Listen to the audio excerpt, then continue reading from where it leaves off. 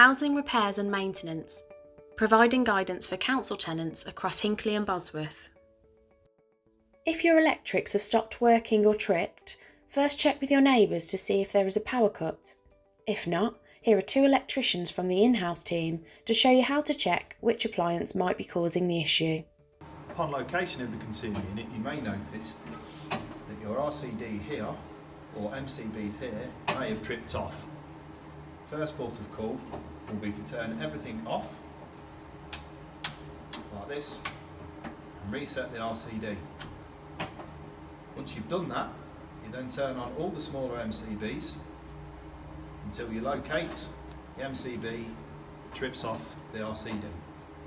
Once you've discovered which circuit is tripping out, you need to go back and unplug each appliance separately, one by one, and go back to your fuse board to put the switches back up.